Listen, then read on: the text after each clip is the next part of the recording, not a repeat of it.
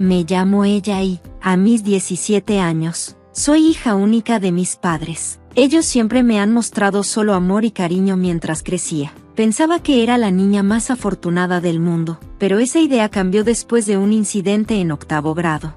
Una tarde, al salir de la escuela, una mujer con una apariencia sorprendentemente llamativa me estaba esperando en la puerta. Con un grito fuerte, me llamó la atención. Tú debes ser ella, ¿verdad? Me quedé congelada, sin poder responder de inmediato.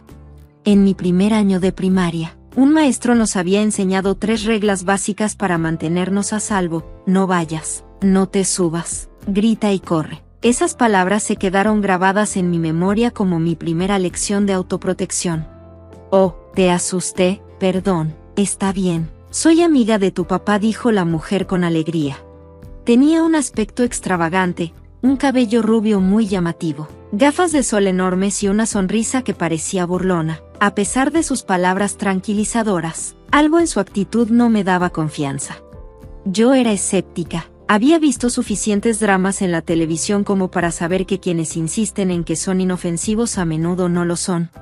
Sé que eres tú, ella dijo, mientras rebuscaba en su bolso decorado de manera extravagante. Sacó un teléfono inteligente con una funda tan llamativa como su bolso. Sus uñas largas y adornadas parecían poco prácticas para las tareas diarias. Giró el teléfono hacia mí, mostrándome una foto. Era yo, con mis padres, en mi primera comunión. La misma foto que yo usaba como fondo de pantalla en mi propio teléfono. ¿Cómo la tenía ella? Sorprendida e incómoda, me quedé en silencio mientras la mujer seguía hablando. ¿Por qué tengo esto? No es extraño en absoluto. Tu papá me la dio. Se rió de manera despreocupada antes de presentarse como Ion y luego, de repente, se fue, pero no sin antes dejarme un mensaje extraño. Dile a tu mamá que hable con tu papá. Cuando llegué a casa, vi la cara cálida y acogedora de mi mamá y decidí guardar silencio. En la superficie, todo siguió como siempre. Mi papá seguía siendo el hombre amable y dedicado a la familia que siempre fue, persiguiendo su sueño de convertirse en diseñador de moda. Pero algo había cambiado en mí. Un nudo frío y pesado se instaló en mi corazón, un testigo silencioso de la tensión no resuelta. Pasé de la primaria a la secundaria, y mis padres actuaban como si nada hubiera sucedido, incluso posando conmigo para fotos en los eventos escolares. Para los demás, éramos una familia perfectamente normal. Sin embargo, yo no podía quitarme la sensación de que algo andaba mal. Con el paso del tiempo, esa inquietud no hacía más que crecer. Poco después de empezar la secundaria, mi mamá cayó gravemente enferma. La enfermedad amenazaba con acortar su vida. No es mentira, ella. No voy a estar aquí por mucho tiempo, me dijo con una leve sonrisa. A pesar de todo, me guardé mis preocupaciones, intentando no pensar en aquel incidente con la mujer que se presentó como JN. Esperaba que solo hubiera sido un malentendido o una broma cruel. Pero la duda y el secreto pesaron mucho sobre mí y moldearon mi joven vida de maneras que jamás imaginé. Un día, mi mamá me habló con seriedad. Ella, hay algo importante que necesito discutir contigo. Pausó por un momento y, con una mirada preocupada, continuó. Tengo la sensación de que, cuando yo ya no esté aquí, las cosas podrían ponerse difíciles para ti. Hizo una pausa, tomó mi mano y agregó. Quiero que sepas que haré todo lo que esté en mi poder para prepararte. Es importante que puedas vivir de forma independiente. Las palabras de mi mamá quedaron grabadas en mi mente. Ella quería asegurarse de que yo estuviera lista para enfrentar el mundo sola, aunque yo no pudiera imaginar una vida sin ella.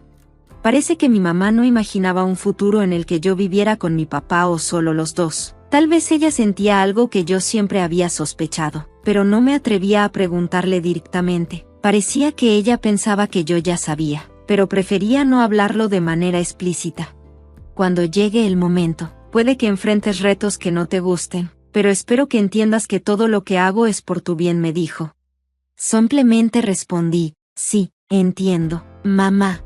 Ella pareció complacida con mi respuesta. Me dio un fuerte abrazo y me agradeció. Después de eso, no hablamos mucho más del tema. Seguimos viviendo como si todo fuera normal, solo nosotros 4.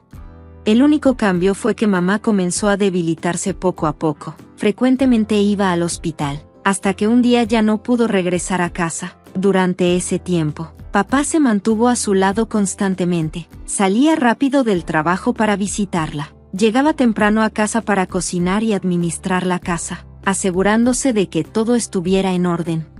Para cualquiera que nos viera desde afuera, papá parecía el esposo y padre perfecto. Sin embargo, algo en su comportamiento me parecía forzado. Hice sopa. ¿A qué sabe?, me preguntaba. Está deliciosa, le respondía, aunque siempre añadía, eres un gran cocinero, pero extraño la comida de mamá. Espero que pronto pueda cocinar para nosotros otra vez. Jugábamos nuestros roles dentro de la familia, manteniendo una fachada. Sentía que tanto mi mamá como yo sabíamos que todo era solo una actuación, pero lo seguíamos intentando para mantener sus últimos días en paz. Así fue como pasamos ese tiempo, simplemente dejando que los días pasaran, fingiendo que todo estaba bien. Años después, cuando estaba en mi tercer año de secundaria, mi mamá falleció. Perder a su esposa fue profundamente desgarrador para mi papá, un dolor que solo quienes lo han vivido pueden entender. Durante el velorio y el funeral, él interpretó el papel de esposo afligido de manera impecable. Sus lágrimas parecían reflejar las mías, pero en su mirada había algo vacío. Los asistentes expresaron sus condolencias, llorando por el esposo y la hija en duelo. Después de los servicios, muchas personas me aconsejaron, sé fuerte por tu papá. Pero mamá y yo habíamos hecho una promesa, yo debía forjar mi propio camino. Como era de esperarse, la presencia de mi papá en casa comenzó a disminuir. Papá está ocupado con el trabajo, decía, justificando su ausencia. Ya eres lo suficientemente grande para cuidarte sola. Así, me dejó enfrentar la mayoría de los días por mi cuenta. Fue difícil, mucho más de lo que imaginé. Había tenido la esperanza de que, después de la muerte de mamá, papá mostraría más preocupación por mí, pero eso no sucedió. A mis 15 años, atrapada entre ser adulta y seguir siendo una niña, comencé a adaptarme poco a poco a la soledad. Luego, un mes después del servicio conmemorativo de mamá, sucedió algo que no esperaba. Era un sábado tranquilo en casa cuando, de repente, el ruido afuera llamó mi atención. Primero limpié todos los artículos innecesarios, luego organizaremos el resto, decía mi papá, dirigiendo a un grupo de trabajadores. Confundida, me acerqué y pregunté, ¿qué está pasando? ¿Por qué están moviendo las cosas de mamá? Para mi sorpresa y consternación, los trabajadores empezaron a sacar las pertenencias de mi mamá. No, no se las lleven, protesté, bloqueando la entrada. Solo están haciendo su trabajo, respondió mi papá, con un tono indiferente. Mamá ya no está aquí para usarlas, así que las voy a mover. Parecía disfrutar el desorden que esto estaba causando. Desesperada, me resistí, tirándome en la entrada para evitar que se llevaran las cosas. ¿Qué planeas hacer con todo esto?, exigí saber. Lo que se pueda vender, se venderá. El resto será descartado, dijo mi papá con frialdad, mientras observaba la escena sin emoción. Parecía como si estuviera decidido a llevarse algo muy preciado. Entre las cosas que estaban removiendo estaba el trousseau nupcial de mi madre, una colección elaborada con cariño por mis abuelos maternos, que eran ricos y muy detallistas. Ese trousseau no solo era valioso económicamente, sino que tenía un profundo valor sentimental. En ese momento, los transportistas estaban tratando de llevarse el trousseau, siguiendo las órdenes de mi papá. Protesté y les expliqué que el trousseau había sido hecho a mano por mi abuela para la boda de mi mamá. Era parte de nuestra herencia familiar. Mientras trataba de explicarles, una voz intrigada se escuchó detrás de mí. Era John. Pasó junto a mí para inspeccionar el trousseau, comentó sobre su calidad vintage y declaró que ella lo usaría. A pesar de mi petición, los transportistas continuaron hasta que John les indicó que se detuvieran. Mi papá finalmente ordenó que devolvieran los artículos. Confundida y curiosa por la autoridad de esa mujer, cuestioné a mi papá, quien, con una sonrisa, presentó a John como su nueva esposa y, por lo tanto, mi nueva madrastra. Me quedé desconcertada y me negué a aceptarla. Mi papá, sonriendo con frialdad, me amenazó. Si no puedes aceptarla, mejor te vas. Soy solo una niña, no puedo vivir sola, respondí, tratando de razonar con él. Ion fingió estar ofendida y exigió una disculpa para poder quedarse en la casa. Pero me negué rotundamente a vivir con ella. Ante mi postura firme, mi papá, sorprendentemente, sugirió, si no puedes aceptarla, entonces vete. Aceptando su desafío con calma, lo miré directamente y respondí, de acuerdo. Eso lo dejó sorprendido, tanto a él como a Ion. Sin decir más, fui a mi habitación a empacar. Ya no quedaba mucho, ya que había movido mis pertenencias más importantes a otro lugar con anticipación. Reuní lo último que quedaba y, al salir, me despedí de ambos con una declaración clara: a partir de ahora, somos extraños. Salí de la casa y tomé un taxi rumbo a la casa de mis abuelos, en los suburbios. Al llegar, me recibieron con calidez. Aunque estaban decepcionados por el engaño de mi papá, yo me sentía aliviada de estar con ellos.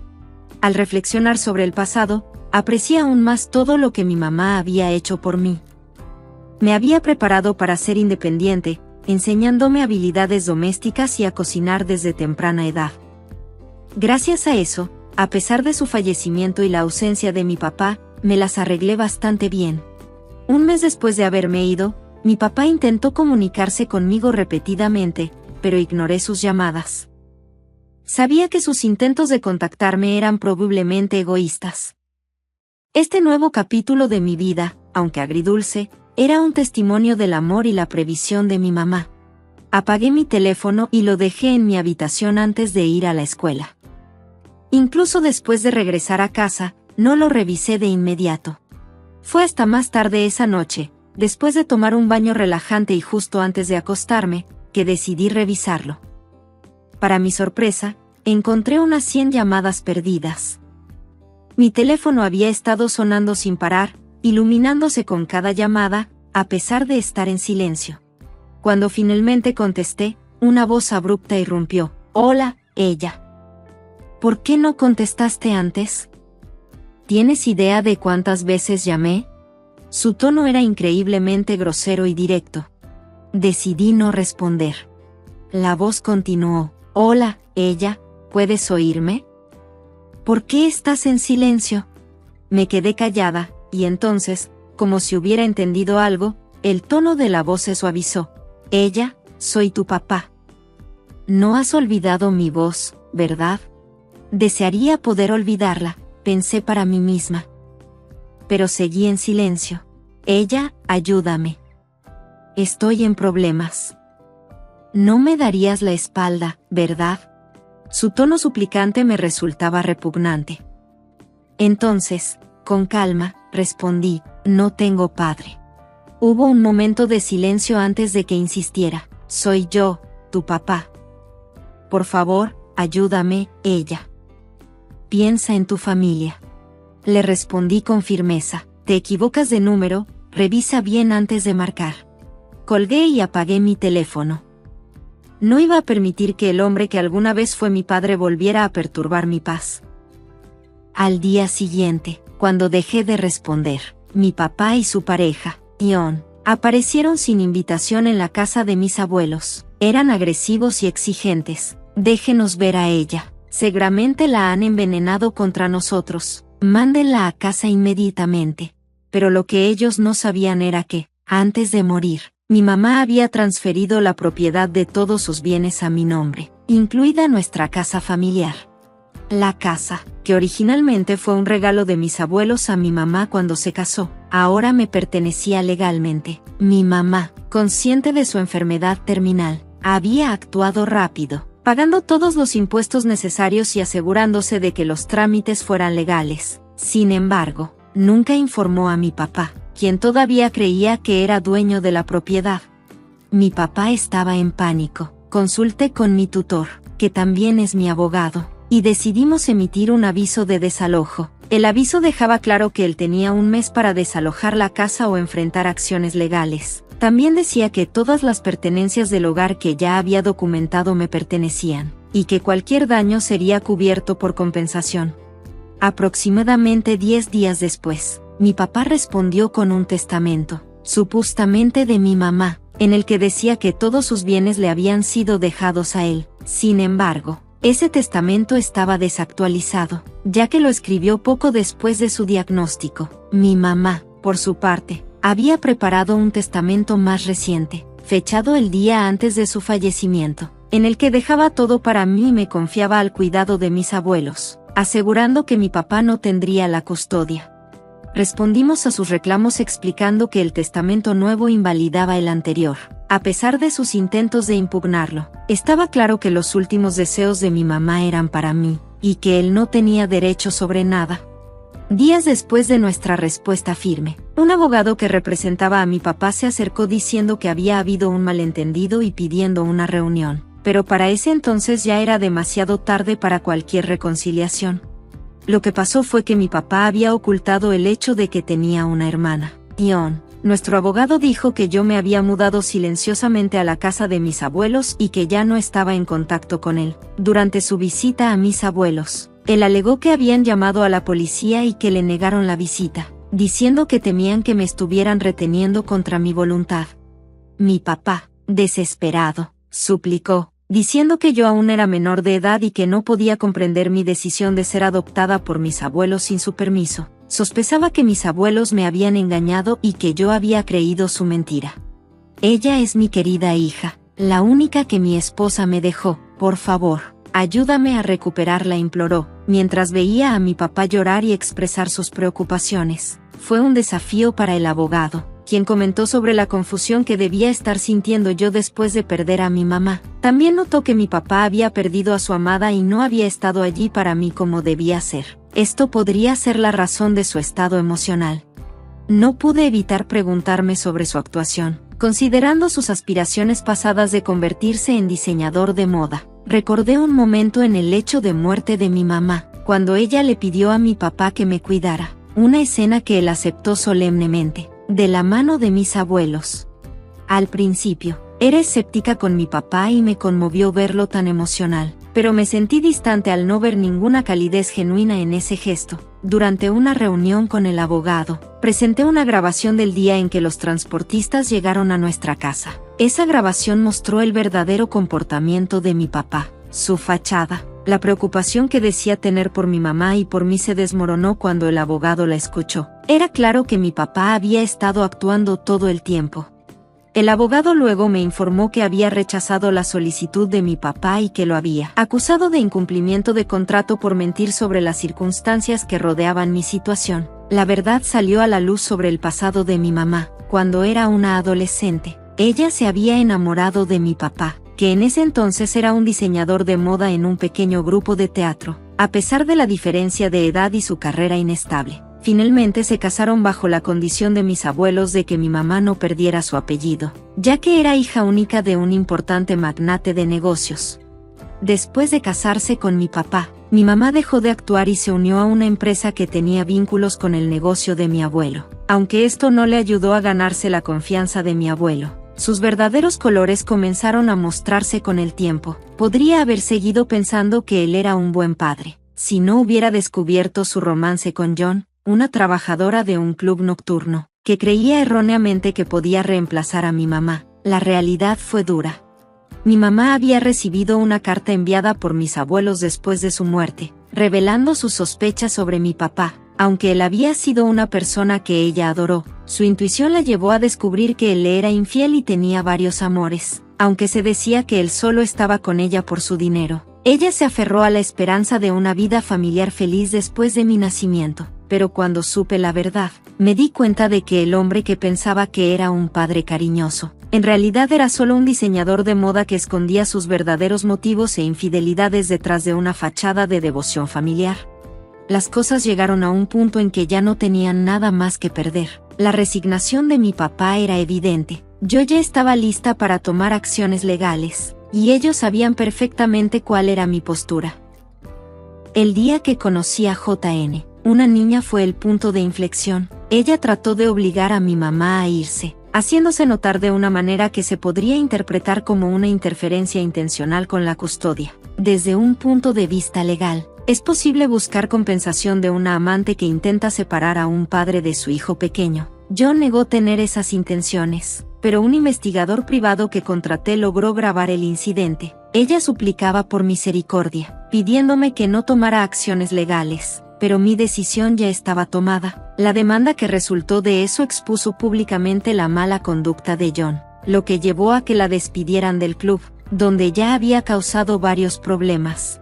Este club, conocido por su prestigio, valoraba mucho su reputación y no podía arriesgarse a asociarse con alguien como John. Cuando se enfrentó a esa decisión, le pidieron que renunciara. John incluso me amenazó con demandarme por difamación, pero ignoré sus amenazas y no me preocupé por la posibilidad de una demanda. Finalmente, no presentó la demanda y dejó el club, lo que limitó mucho sus futuras oportunidades de trabajo en lugares importantes. Aunque el pleito sigue en curso, ganar no traerá una gran ganancia financiera, pero lo que quiero es reivindicarme. Me niego a dejarlos ganar tan fácilmente. Mi determinación es firme. Mientras tanto, la vida profesional de mi papá se desplomó. Había asegurado su puesto en la empresa gracias al nepotismo, aprovechando la influencia de mi abuelo y su relación con él. Aunque intentó mantenerse protegido de las críticas, el escándalo de ser echado de su casa por su hija y la exposición de su relación con John mostró su verdadera incompetencia, que antes había estado oculta bajo una fachada de capacidad. Era evidente que su único talento real era fingir. Su verdadera falta de habilidades salió a la luz, disipando cualquier ilusión de que era capaz. Su reputación se manchó para siempre, y eso le valió el desprecio de sus colegas y clientes. A pesar de sus intentos de mantenerse discreto, el ambiente de trabajo se volvió demasiado hostil y no le quedó más opción que renunciar. Ahora vive en un departamento modesto y John a veces pide ayuda, pero nuestra relación se ha reducido a una simple amistad marcada por el desprecio. No tengo ninguna intención de ayudarlo. En otro incidente, John dañó el trozo nupcial de mi madre y, al exigir una compensación, probablemente usaron el dinero de la indemnización de mi padre o sus ahorros, tal vez incluso alguna deuda. Sin embargo, su situación financiera ya no es mi problema. He cortado todo contacto con él y he dejado claro que sus decisiones son solo responsabilidad suya.